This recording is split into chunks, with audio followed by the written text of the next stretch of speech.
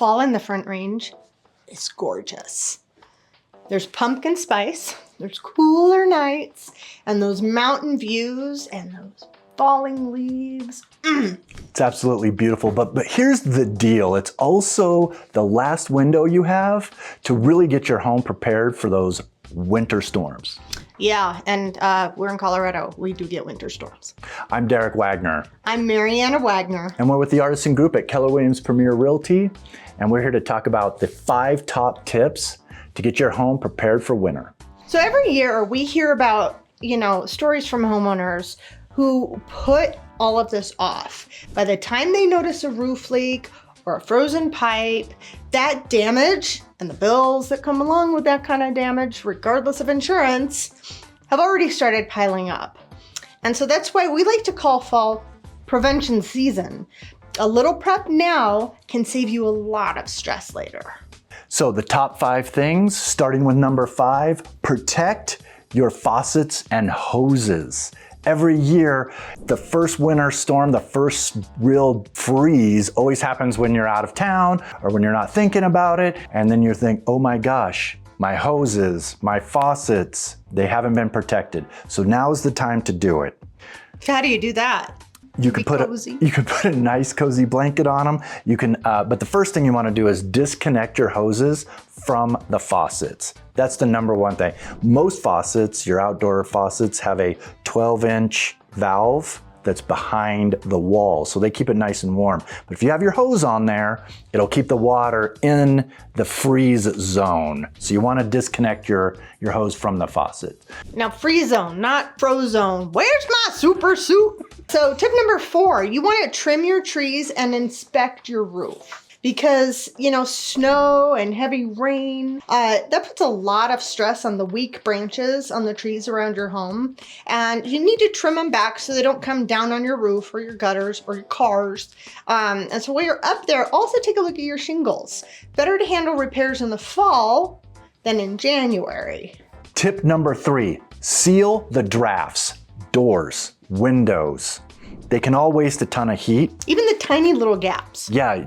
Plugging those up will save you lots on your bills, but also it'll prevent snow from coming in from those little drafts as well. We've had that happen. We've had that happen. Yes.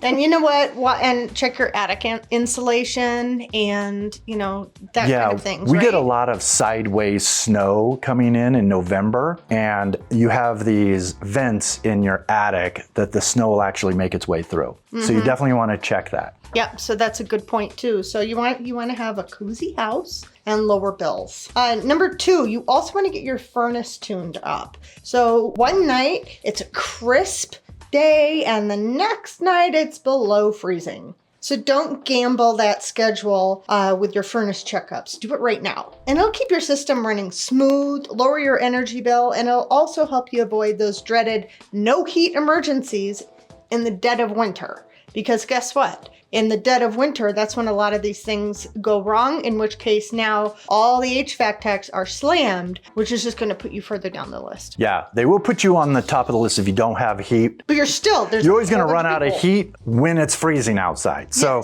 have your furnace checked. Yes. And number 1 tip, and especially if you live on the west side of town by big mature trees, check your gutters. Pine trees, the needles will stack up quickly, and we have a lot of heavy winds in November. Also in the springtime, we have a lot of heavy winds, and those leaves, those needles start to pile up quickly.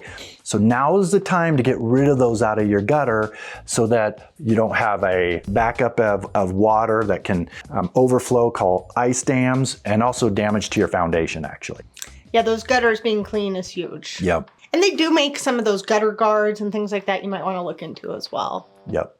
So the bottom line is that a weekend of prep now, or maybe 2 weekends of prep, that's going to save you thousands later.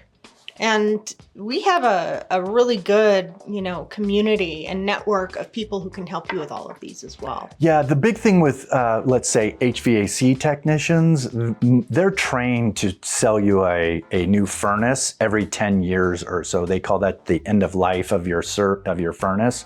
So if you want a really good recommendation, text me, of course, or email us, DM us, and we'll get you our technician that's not going to try to sell you a furnace just because your furnace is 10 years old. They can last much longer than 10 years old. We also have sprinkler people that can blow out your sprinklers. We have roof guys. Great roof guys out there. Yeah, I mean, most of you guys know we flip a lot of homes, and so we have a lot of vendors that can help you out. Thank you so much for listening to our 5 winterizing tips for our homeowners here in the Front Range, Colorado. Thanks, and have a great day.